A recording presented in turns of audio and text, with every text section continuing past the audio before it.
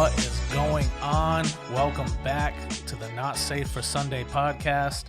I am Josh, and thank you guys for coming in and listening to us for another week here at Not Safe for Sunday.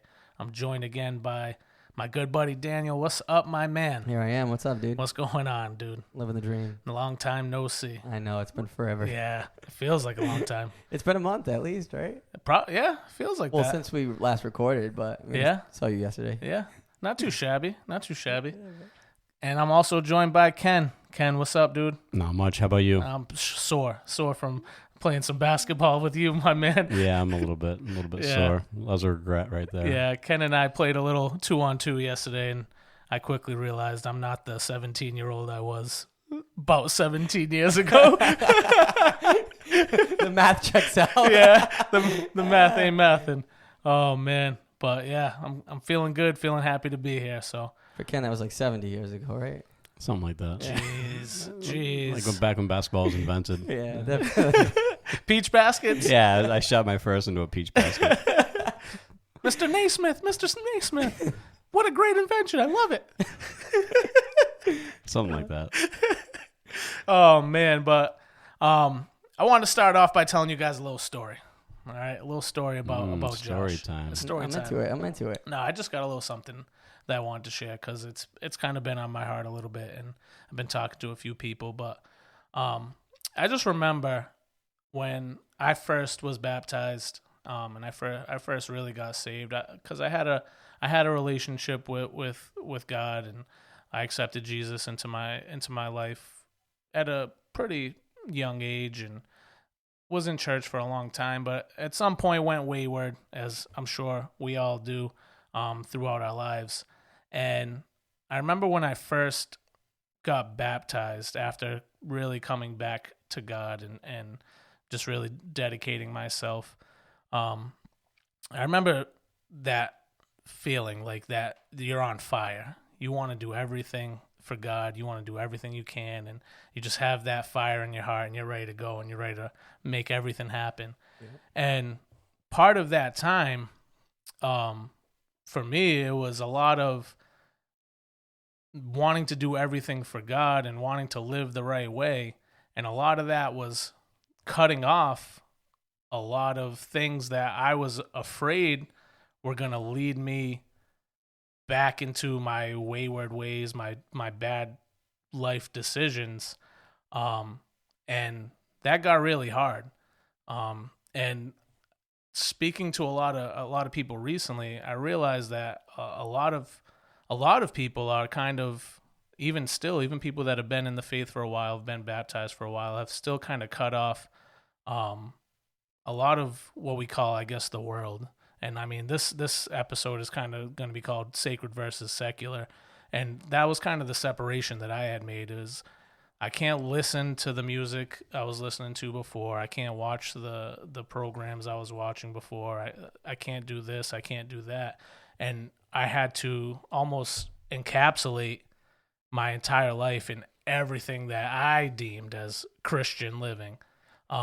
And it became really, really hard. And I see a lot of people dealing with these same struggles. And I guess my first question, and Ken, you're the theologian here, I guess. Okay. So dry. What do you think? Why is there this separation between, I guess, Christianity or religion and the real world? Well, I have a rebuttal question before I answer that, and that's why do we pick the topics that are so expansive and can never be tackled in an hour? Yeah, we could take 2 hours. That's all right. I think all of this boils down to what is known as like Christian liberty, which is just a struggle because it's a struggle to put into like pro and con category, and it's a struggle just because it's going to vary by each person, right. and it's designed to be varying by each person because we're all in different places. And I don't say that as like a cop out of like, well, we're all in different places. And no, like literally, what you are comfortable and accepting of, I may not be, and that's just because of what we've dealt with in our lives, or certain aspects that are unique to us, whether that be like substance struggle or so it's that expansive, and it's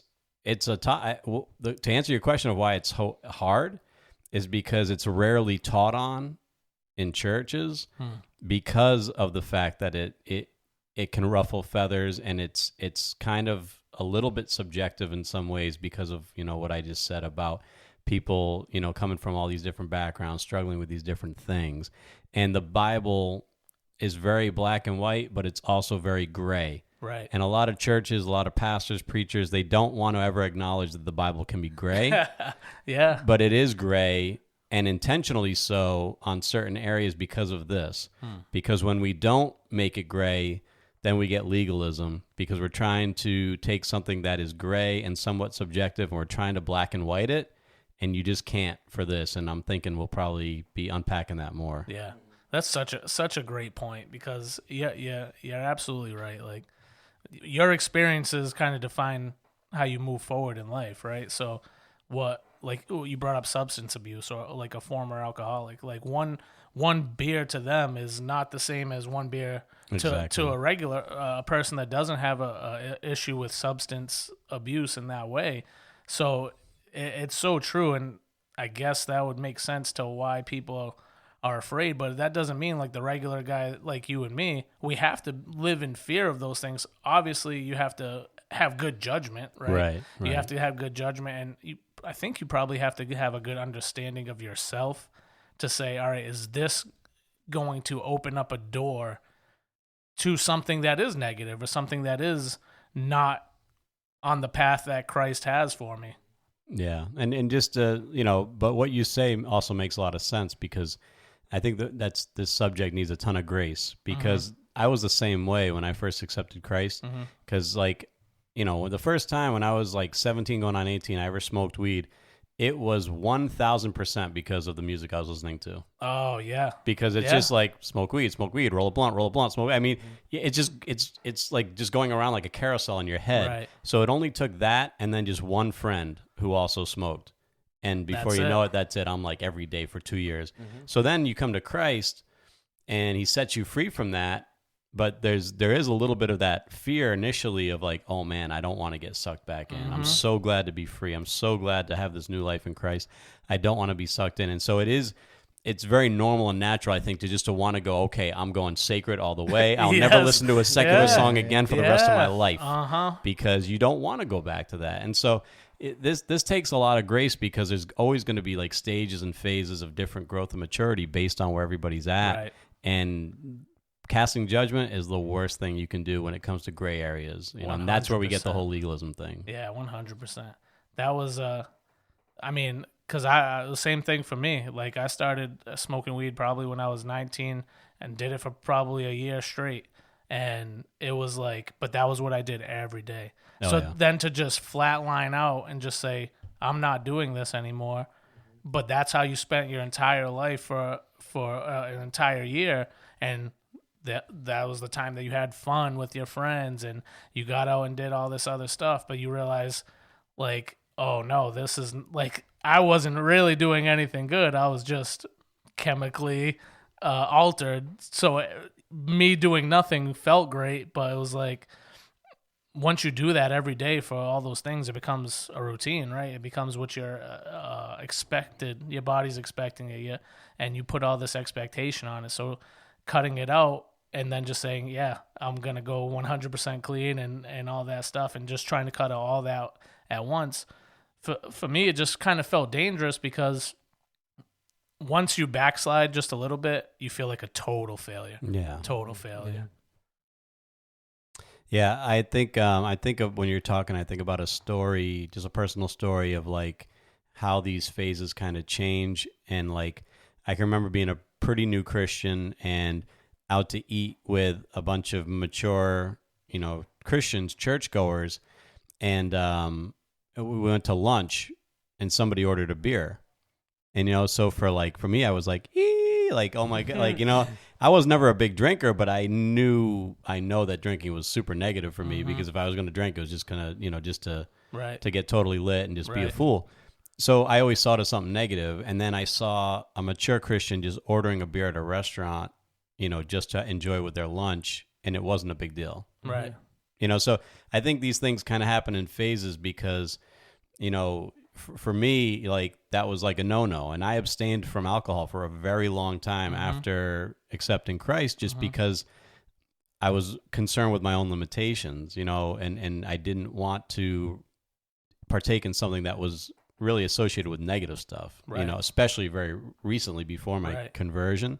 So, but then as you kind of, grow and you become a little bit more comfortable with your liberty, you're able to partake in certain things that you otherwise, and of course we're never, the disclaimer, we're not talking about sinful things. Always got to give that disclaimer. Put the tagline. We got to get it up. We got to get a soundboard, get it on the soundboard. Yeah, right. But no, it's so, I remember that having that same thought process, like being out with another Christian and them ordering a beer, and I'm like, even though I was probably still drinking beers at home or whatever, like not going out and getting smashed, but like still having a beer every once in a while and just feeling like, oh, like I don't think you're supposed to be doing that. And just like for some reason having that weird judgment, like, oh, are you even really a Christian? But then going home and like cracking open a beer and chilling out watching the Celtics game or whatever. And it's like, it just kind of messed with me for a while until I was like, you know what? Like, this is not, I don't think God meant for me to live in this way of like constant feeling like legalism, like you said, right? Yeah. It's why am I even thinking this way? Because some Christian at some point said drinking is completely off limits, probably. But does that mean that person was right? And why? And so I had to start thinking a little bit for myself and kind of getting a little deeper in the word to be like, okay, like, yeah, no, it doesn't say like Josh can't have a beer with dinner or whatever. You know what I mean? Right. So I could stop beating myself up about that for a little while. Yeah, I think we see this play out the most. I'm actually going to ask Daniel because I think the whole sacred and secular hot take, I don't think that's a concept of God's. Sacred versus secular. I agree. And so I think this typically plays out most in culture, like through like music, and the categories and the genres. So Daniel being a worship leader and all that, I want to get your take on that whole separation and the genre and all that. Yeah, it's funny because in my mind, and it was my next thing I was gonna say. I remember being in youth group, and we show up to youth group one day, and whoever was in charge at that time was just preaching like so strongly against like how we need to just totally cut ourselves off from the world, and we need to separate ourselves, and we shouldn't be listening to secular music, and next week we're all going to bring our CDs and we're all going to bring everything that we have that's secular, and we're just going to throw it on the ground and go smash it outside. So next week comes and everybody brings in their CDs and all sorts of stuff, and we just smash everything. Right. I miss some of those CDs. I bet you were sad to see Kenny G go. Kenny G.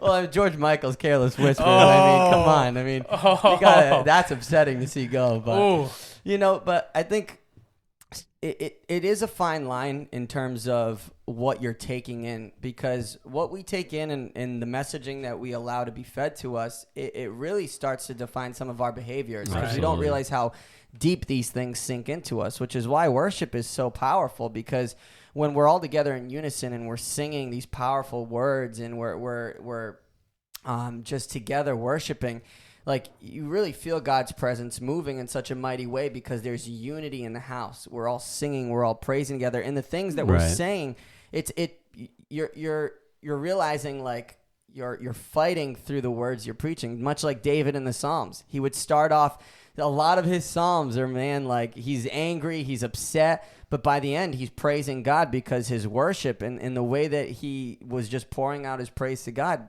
began to transform his behavior and his thoughts. And so I think, we have to be cognizant of what we allow ourselves to take in. And a lot of sacred versus secular really comes down to Romans 14, convictions. Yeah. It's all convictions. It's, the don't, if it's going to cause your brother to sin, Amen. Don't do it. Right. Don't do it. And it may not be a big issue to you to listen to Kenny G, listen to George Mike, listen to Kenny G. Can we get a little heavier than Kenny G? Kanye, okay. Kanye, whatever you want. Get something that I actually I'm sorry, listen I'm not so up to date with rap, but I mean maybe Kanye, Drake, Malone. a little Posty, but if it's gonna cause your brother to sin, right, it's not worth it. Right. Yeah. It's not worth it. And so it may not be sinful to you, in which case, absolutely within reason. There's the disclaimer again, there are clearly defined things of sin, but, you have to limit it, and you have to understand, like, okay, if I am only taking in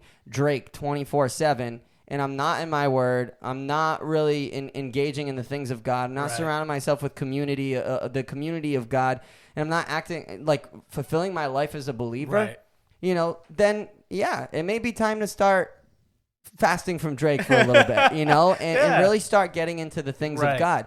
And so I think with this, it's a lot of Romans 14. We got to walk out the chapter on conviction. And I encourage anybody who's listening to this podcast, go and read that chapter, because Paul is just so clear about how to walk out in conviction. I think a big point that you just made is bringing up the fact that you were in youth group when that had started, because I think that's a big part of it. Is you're at an age, or maybe you're at a point in your Christian faith and your walk that you are more susceptible to somebody that you deem as a stronger person in Christ and what they're saying to you, because I hear it a lot about how afraid parents are to just send their kids out into the quote unquote real world. You know what I mean? And it's like we all weren't in the real world, weren't in the club, weren't doing all that dumb stuff at some point in our lives, but eventually we got rooted in God, and we turned our lives around, and we got to points where we can faithfully do these things, or not, maybe not all these things, but can make a conscientious decision about something, and understanding that, yes, this is something that I can do and is not going to cause me to sin or X, Y, and Z. It's not as scary as it is when you're a young kid being told you can't listen to Kenny G because you're gonna summon a demon, and of course you're gonna be afraid and you're gonna be scared of that. Like, not for that sax, dude. Yeah, dangerous. You don't know what that flute does.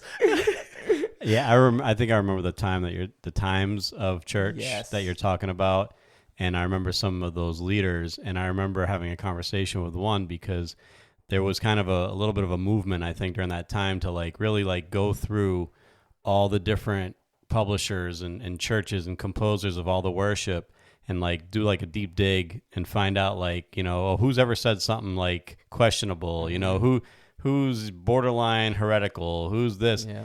And my response to him was just well, then you better rip out all the Psalms out of the Bible, because David committed adultery and had her husband killed. Right. Yep. So rip them out. Right. And then rip out, the Pentateuch, the whole first 5, because Moses killed a guy.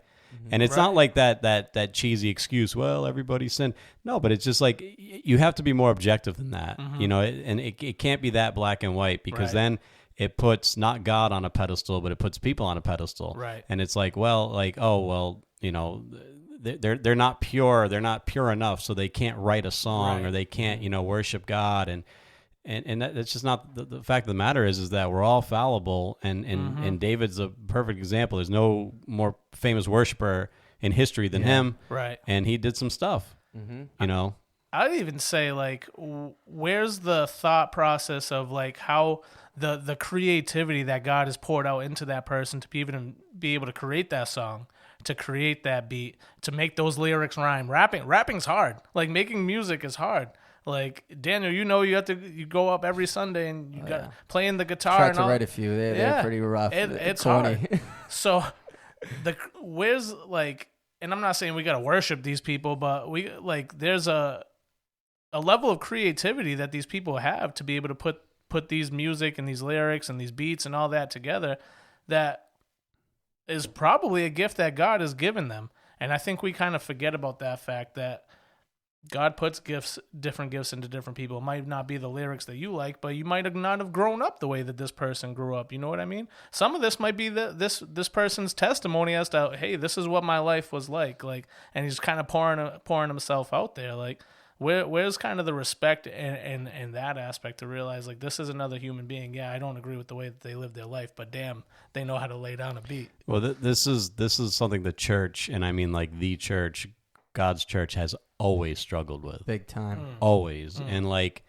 I remember I was a music teacher for many years, and so I did a lot of like history of music, and you know, like when you look, like I watched a biopic one time on Johann Sebastian Bach.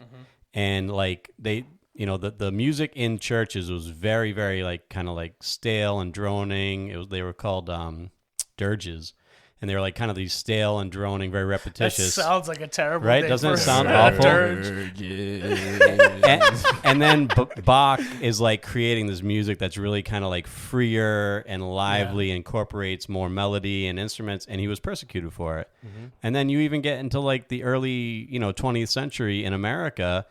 And, pianos were considered bar instruments. They were only in bars. And so then they bring it into a church, and what do churches say? Oh, that's bar music. No. So this secular electric guitar, after rock and roll comes out, electric guitar, that's devil music. That's metal and rock and roll, and that's all devil. So this separation, secular, sacred, when it's so hardline, is definitely not a concept of God. And the church has always struggled, not realizing that, God is the author of everything, and he's created everything, and each and everything can be used to bless and to curse, know, and the scripture even says that, you have a fountain. It's either, it can give fresh water or it can give salt water, but it can't give both. You know what I mean? And so everything, music included. And the sad thing is that, here's like the music history part, is that in America, the mothership of all music is gospel, and what a lot of people don't realize. No, because you had the classical music, the melodies of the classical music that was imported from Europe, and then you had slave spirituals, which were really rhythmic, and the combination of those things became gospel, which was really the first music that was native to the United States of America. Wow! And every other form of music is derivative from that. Wow, good word. Wow. Yeah, it's powerful stuff. I didn't know that. Yeah. Right, it's powerful stuff. And so then when you have people, that really, are just so one way on certain things and so legalistic about it, you're not realizing the beauty that you're taking away. Right. And that rock and roll can worship God, rap can worship God, blues can worship God. It can all worship God. Some of David's Psalms are the saddest laments ever. I mean, I would call that blues. You know what I mean? You put some tinny guitar with that thing, and little harmonica. Yeah, so it's like to divide sacred and secular a little bit. To divide sacred and secular like that is to potentially, there could be some protections in there, but I think there's more potential that you're going to take away some beauty that could worship God. Yeah. Do you think it's a fear from people that they're going to be influenced by this if they open up to it a little bit, that they're like we said before, if I open myself up into the rap music, I'm going to now be weed smoking and doing all that again. And I think I agree with you. I wanted to see what your thought is. And I think that comes from just not knowing who you are in God and not being rooted in him and in his word, to have like a solid foundation to say, I don't have to go. I can listen to this or I can watch this, and it's not going to lead me down this deep, dark path where I'm going to give up everything and that God has given me and all the blessings that he's given me, and give up all the faith I have in him. Like like I said, I think your roots have to be so shallow. I think there's like a maturity aspect to it, right? Like I think the more mature and rooted you do become, your foundation, sure, that listening to, a little bit of Kanye, I'm just going to keep going back to him. I really don't. Really got to broaden my horizons in the hip hop and rap industry. Sorry, Kanye, if you're listening. Please don't I don't know. You can't tweet anymore. Don't X me or whatever. But you know, I think it comes with the maturity aspect that you can listen to. Like growing up, my dad was a worship leader my whole life growing up. Right. You know, but at home, like, yeah, we had some classic 90s Hillsong, which is Ken's favorite style of worship. Oh, yeah. You know, early 2000s Hillsong, that's classic, nostalgic. But we grew up listening to Journey, Toto, Dream Theater. Like, you know, me and my brother, we love 80s music, 70s music. Like, that's just our niche. I mean, we all went to a Toto and Journey concert in Providence like the other day as a family. Yeah. And that's now his kids are listening to Toto and Journey, you know. And back then, when my dad grew up, the church they belonged to, it was a very strict Pentecostal, very legalist Pentecostal church. Right. And, you know, they were not allowed to go to the movies. They weren't allowed to dance. They weren't allowed to listen to secular music. There was a Christian 80s band called the Imperials. I mean, they're phenomenal. Don't get me wrong. I don't know if you know the Imperials at all, but it's a Christian band. They're like maybe 70s rock. They're barely rock. I mean, and they were told they were going to go to hell if they listened to Imperials. Wow. And here I am. I'm jamming to it, you know, 30, 40 years later. Wow. But, you know, my parents, when they got married, they couldn't dance at their wedding. They could not have dancing at their wedding. We threw them... I think it was their 20th wedding anniversary, and they had their first dance at their 20th anniversary because of the legalism? Because of the legalism. Wow. And so a lot of them grew up in this, but, you know, it doesn't produce long-lasting fruit. And I think what happens with legalism, we tend to want to live in extremes as humans. You know, we want to just be like... always pointing the finger at somebody else. We dig our heels in the sand. We believe what we believe, and we point fingers at everything else that's different. And so legalism in the church, you know, you're either in legalism or free grace. And I feel like there's very few people who understand the beauty of the middle and understanding how to walk out the middle. Whereas legalism, it's calling everything sin, and it's over exaggerating and pointing fingers to everything that is semi even relevant to today's society or culture. And then you have free grace, which says, you know, I can go have sex with my girlfriend before marriage, and, you know, there's no problem with that. You know, we can live together and we can do whatever, and, you know, there's no problem with that. And God, you know, only God can judge me, so, you know, whatever. Dangerous. You know, only God can judge me is a really scary phrase. Because He will. How many tattoos? How many tattoos you see?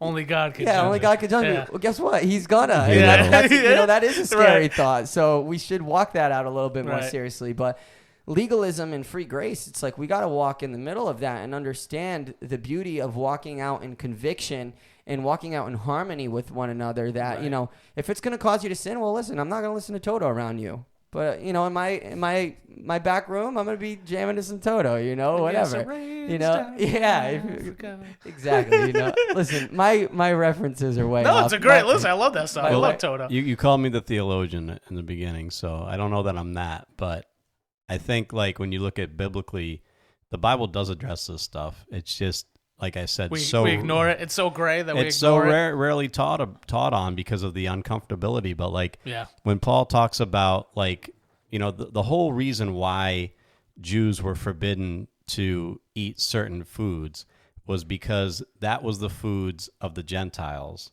And the Gentile feast involved pagan worship. Mm-hmm. Wow. So there was always a connection to them worshiping something else, but the gateway was food, you know, and so that was a root cause of so many of the different things that God said, don't eat, don't eat. So then you get to the New Testament where Peter has his dream and God says, what I've called, don't call unclean, what I've called clean. And so then you get to kind of see that there's this breaking up a little bit of what was once forbidden now can be partaken in judiciously according to your comfortability. And then Paul further teaches on it and saying, if you are comfortable with your conscience eating meat that was sacrificed to idols, go for it.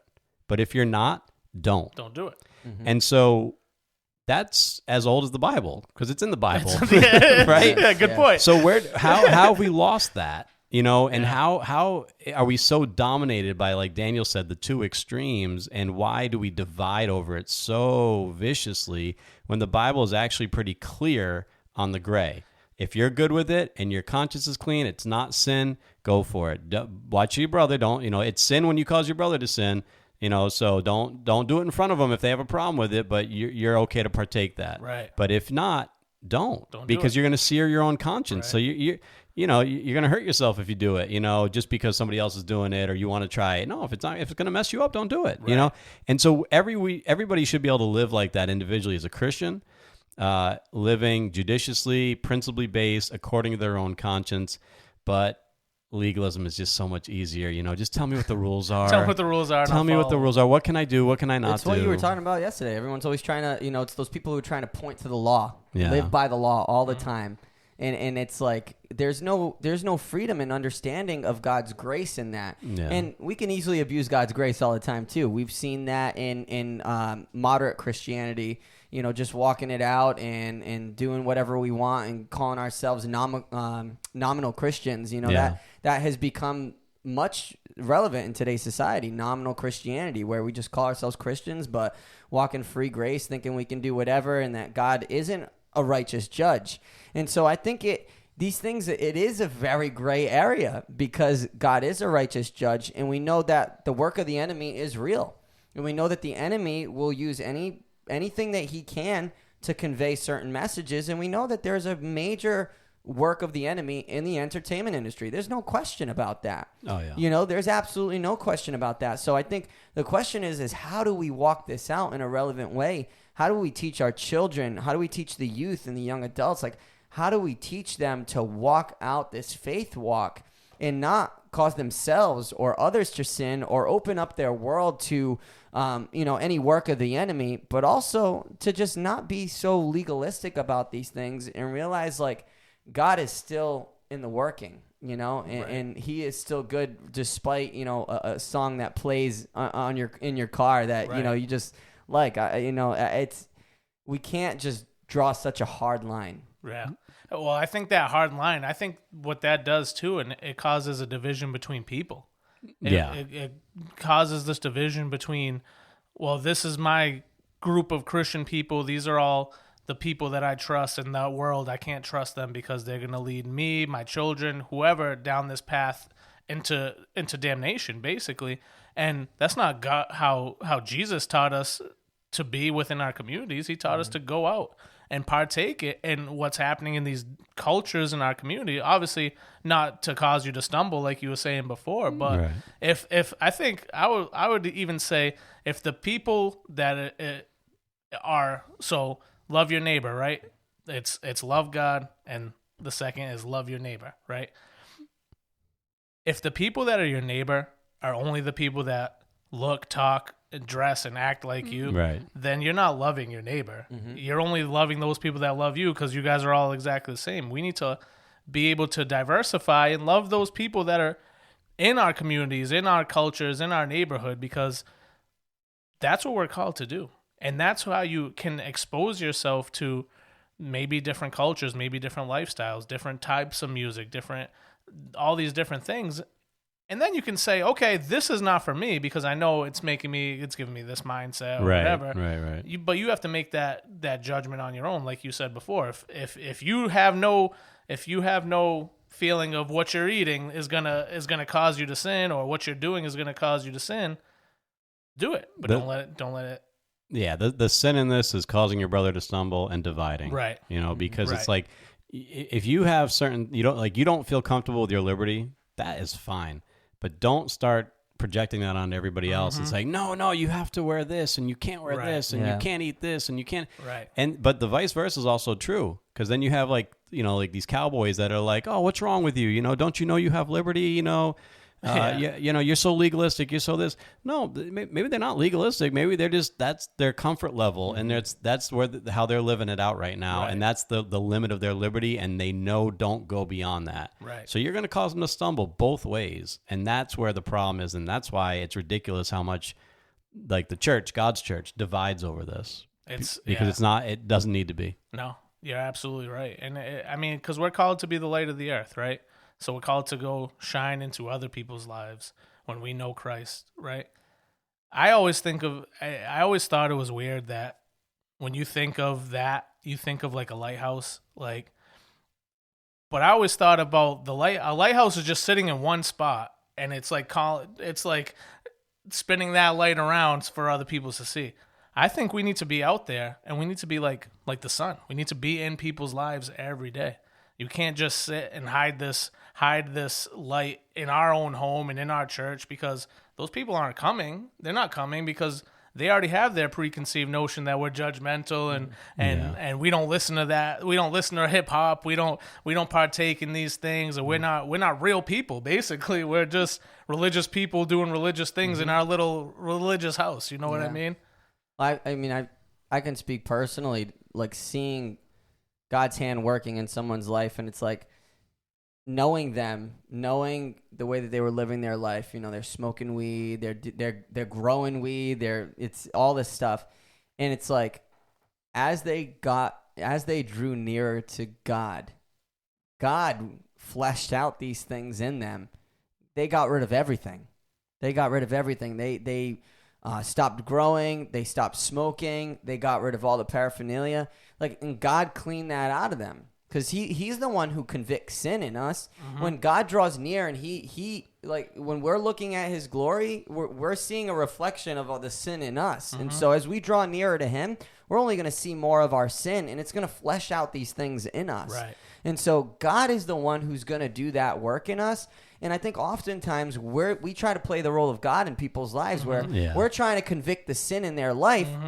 And a lot of the times, for unbelievers, if we're trying to convict the sin in their life, that's where it's like, oh, you guys are just a bunch of judgmental, you're always condemning us, you're always judging us. Right. And it's like, I said it from the pulpit one time, and it was one of those like, God just hit me moments, and it came out of me. It was like, judgment without love, that's no, is accountability without love is judgment. Right. But accountability with love is one of the greatest things that you can do for a brother. Of course. And so it's holding each other accountable in love. But if we're going out and we're just like lawing at everybody, like what you're listening to is garbage, you're going to hell, like all this stuff, like, we're not reflecting the heart of Christ at all. Because, where Jesus was, he brought conviction, but he didn't come to condemn, as he said. That's right. So I had this conversation with somebody the other day. It was like, we're talking about TikTok, right? And I'm like, my thought process was like, I mean, as a whole, like the idea of people sharing their creativity through videos, I don't think is a bad thing.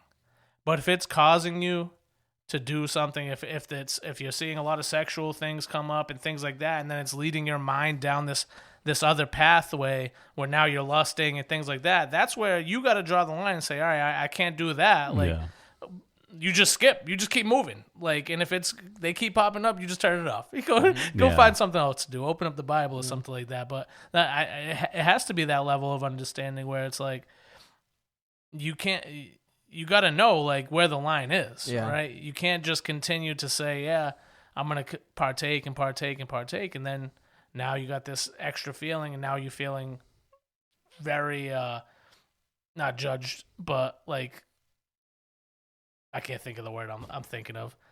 Long day. But it's like you just feel bad about what you're doing, and it's like, all right, well, that's probably the Holy Spirit telling you like this is like, we have it in us to tell us what's right and what's wrong to do, right? So you just gotta listen. You gotta listen and hear it, and let it move, and say, okay, and be strong enough to say, you know what, this is not for me. I need to keep it moving.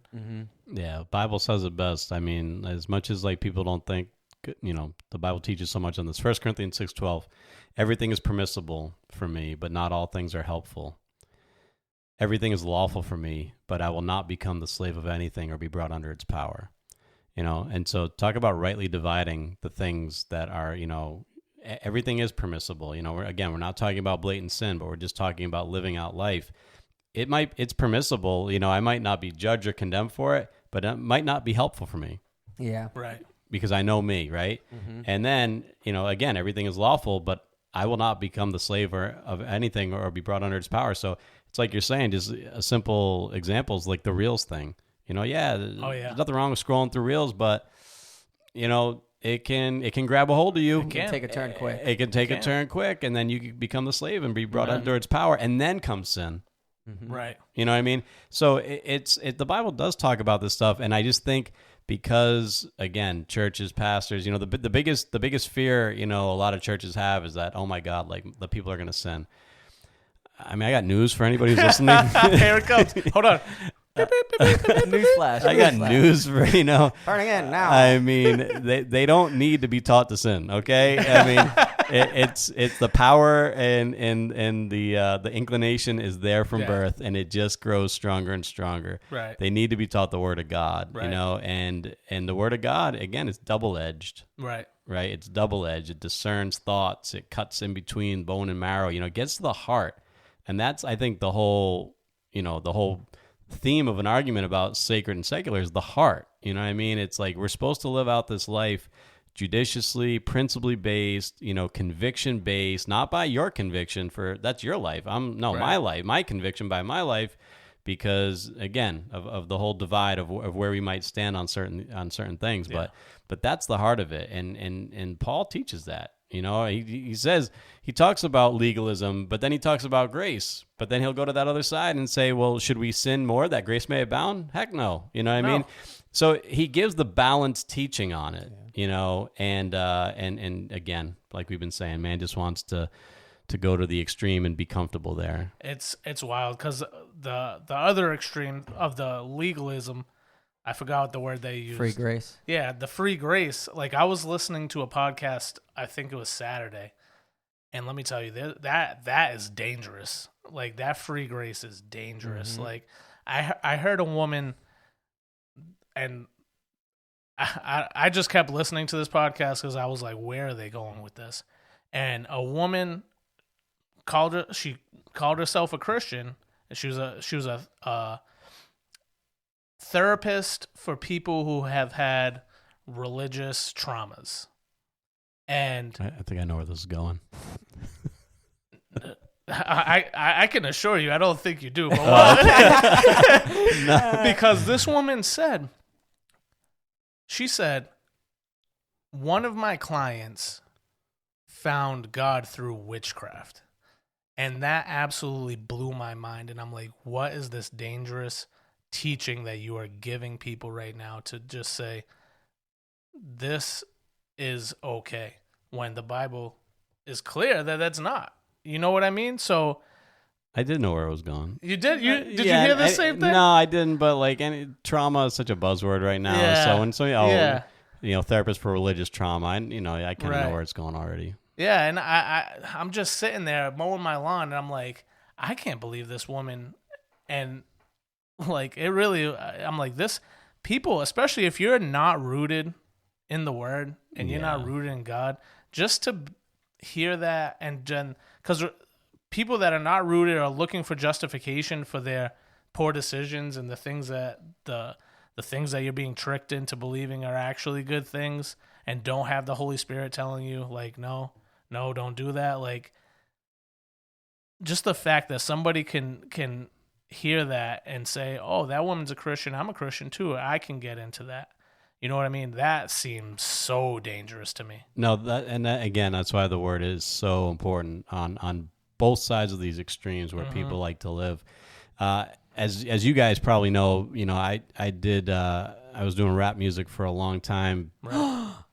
Before Kenny G. This is that was not my nickname, but I've been listening to the wrong Ken all these years. I thought that was you, dude. Right? But before, like Christian rap, quote unquote, was not even a thing. Like rap inside churches was not really even a thing then.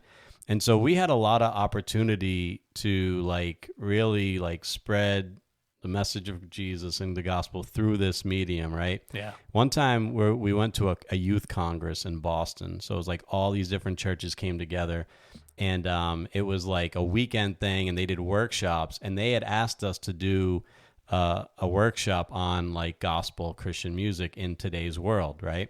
So I can't remember exactly what we planned, but this one young guy stands up and he's like really against what we doing like gospel with, rap music. And he was saying that like how, and he kind of tried to go the music history route, and he's like, oh yeah, because, a lot of these beats, they come from other places, and they come from places where they practice voodoo. And he's like, what if you accidentally conjure up a spirit or conjure up a demon while you're making your music?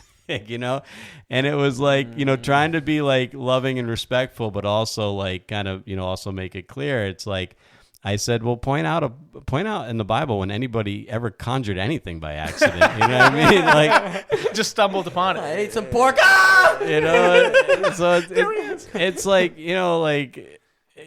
from out of your mouth, it comes the things that will defile you. There are things that are so intentional, and sin is not that slippery of a slope that we don't even know what we're doing. We certainly know what we're doing. And if I want to conjure something, that is with the intent and the words and everything that goes along with it. I don't think I can accidentally conjure up anything. If I'm doing something that glorifies God, I'm glorifying God, and then vice versa. I think that comes from, because I've had this thought before, is like the media, the things that you're consuming, I think there's seeds that planted, right? So because that guy probably watched some movie where somebody did accidentally conjure a demon by doing something.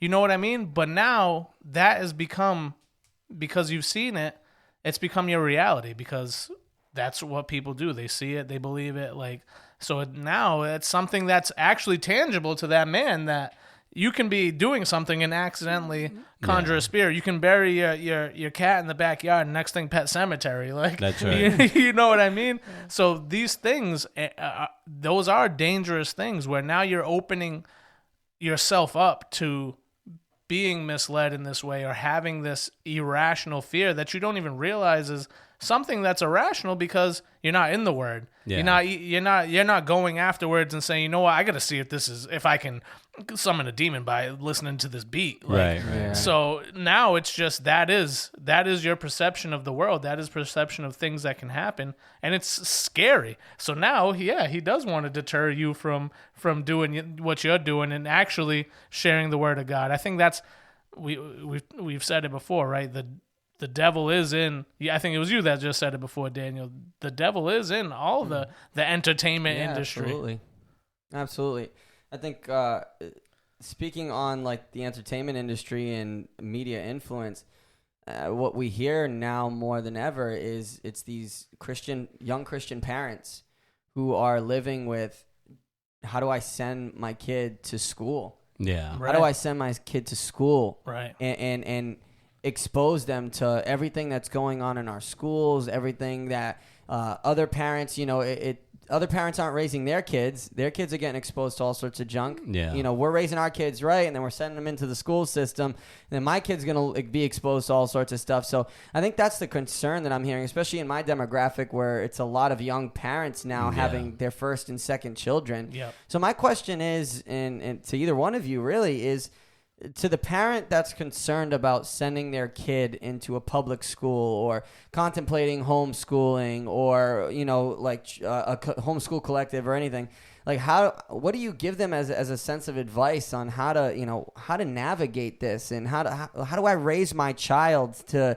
be in the world but not of the world, to have a resistance to sin but not a judgment or a condemnative sort of mindset to it? So I know it's kind of a broad question, and again, we got an hour to tackle these things, but I gotta have Melissa on for an episode, because we talk about these things actually a lot, because it's, to me, listen, I went to public school. I grew up in public school. My thought behind all of this is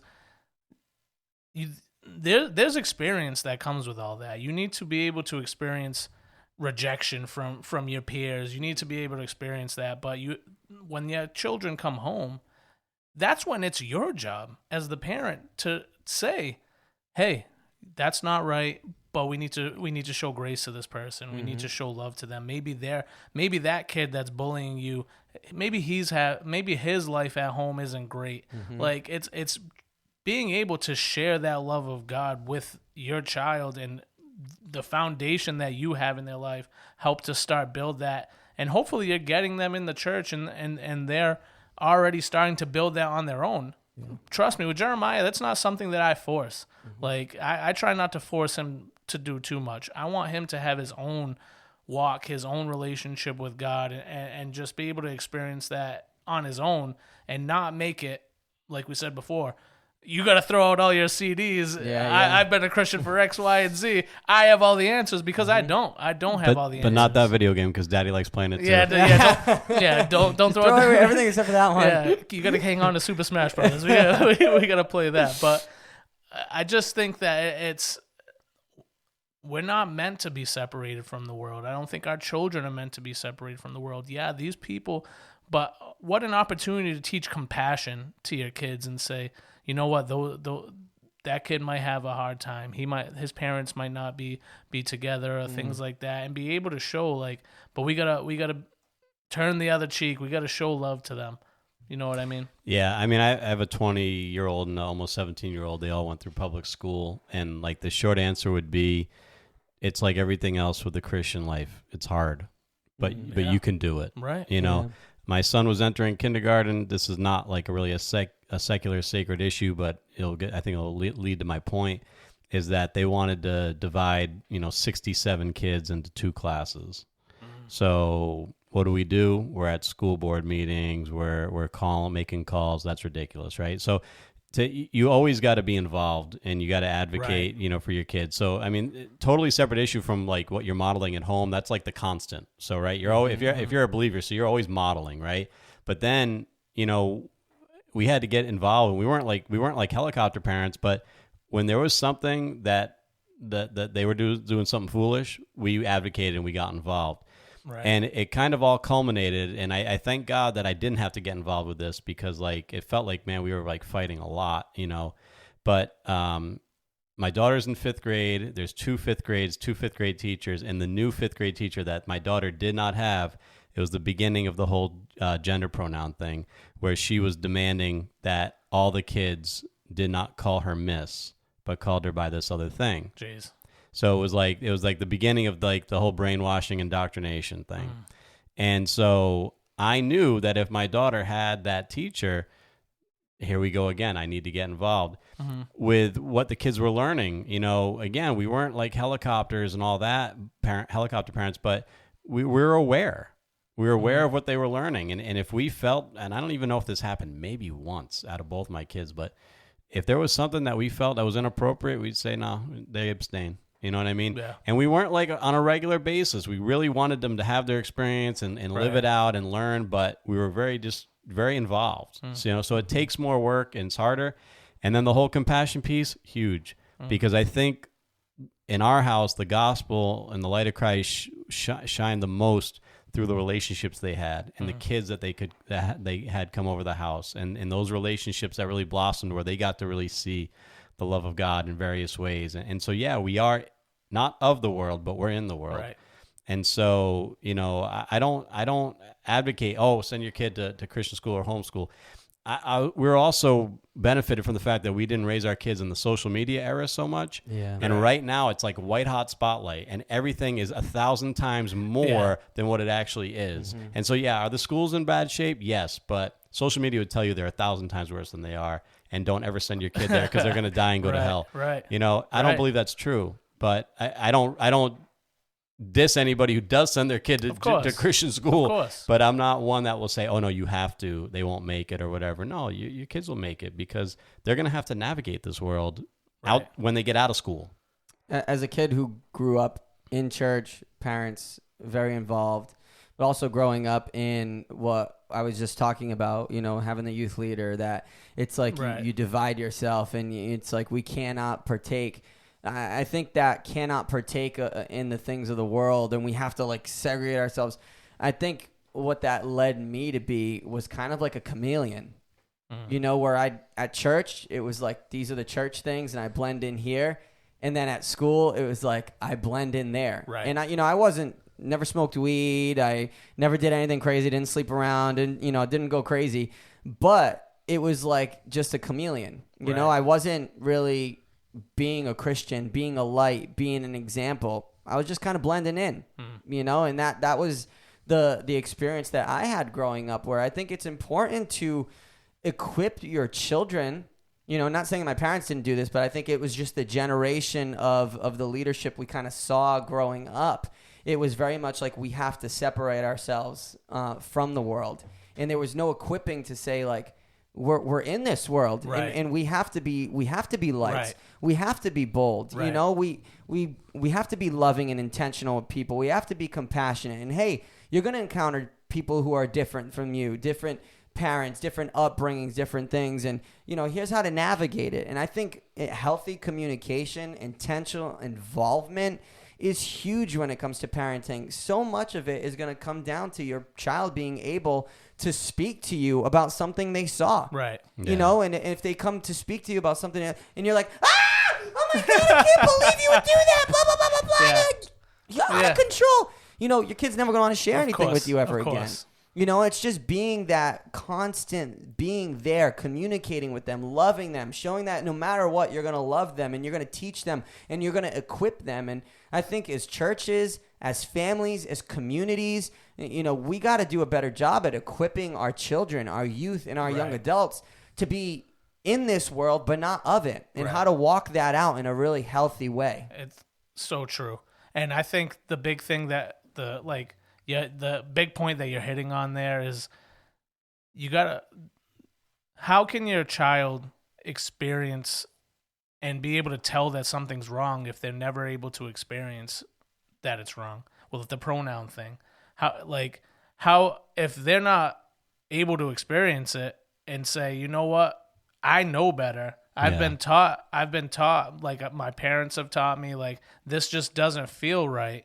And then, like you just said, Daniel, to be able to have that open communication and come back and say, hey, Dad, my teacher, they wanted me to call them by this pronoun, but I don't really feel comfortable doing that because I can tell that this person is a whatever it is. Yeah.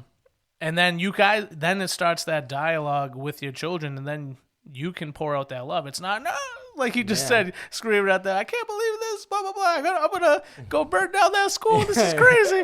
I can't believe they let these people in here. Yeah. But no, it's being able to have that dialogue. And I think it's so important. It's so important to just allow them to experience and hope that if you're rooted well in God and you're helping to get them rooted as well, that they're going to be able to make those good decisions on their own.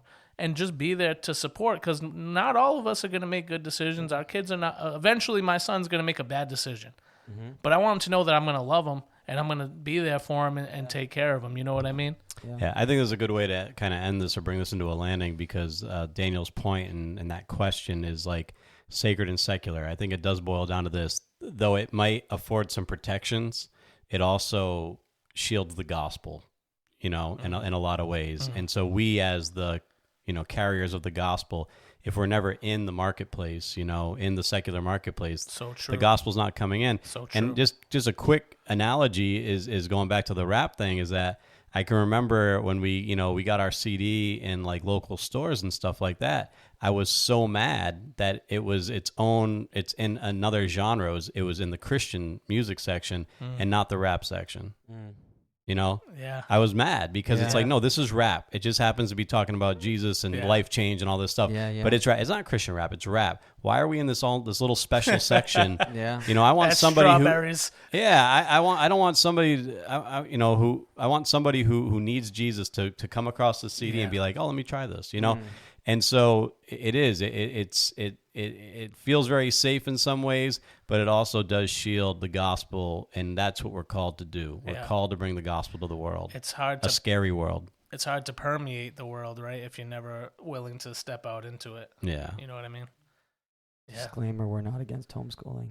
No. Or Christian schools. We're not against any of those Disclaimer, things. Disclaimer, ... It should be like a pill ad. How like very quickly at the end they go like fast forward through all the symptoms. We're just going to do that disclaimer at the end of every podcast. Schools are homeschooling. May cause nausea. If we offended you at all during this podcast, like and share. Please do. And don't be afraid. Don't be afraid to listen to this podcast if you're a Christian. If you're not a Christian, don't be afraid to listen to this podcast, because at the end of the day, we're going to be real. You know what I mean? We've lived very full lives so far in our lives. I would imagine. So Ken is extra full. Yeah, super full. Very. At least probably 20 years more fuller than me. Maybe not. I don't know about that. No, I don't know about all that, but no. And it's these things. These are things that people are talking about. 20 years more than me. 20 years more 20 than years more than Not you, yeah, buddy. I forgot where I had to line up during volleyball. Yeah, right you were at at the the top. end, dude. Yeah. You're about According half. to I age, think, you're at the I end. think you're about halfway between us. Oh, Probably. Remember, you were man. right on the side of Ken for volleyball yesterday. That's by I know. age. I know. Look at your future. It's a good looking future. All right. I good. can't. Thank you. I'm not a baby blue polo guy though. Maybe like a gray. I like the polo though, but no. So we hope that hopefully this starts some conversation within yourself. You can be a little introspective with this, and maybe have a conversation like this with your family, with your kids, and just really get in the word, man. Root yourself in that word. Let it permeate your life, so you can permeate that word into what we call the real world, I guess. All right. Well, until next time. Peace out. Peace and love.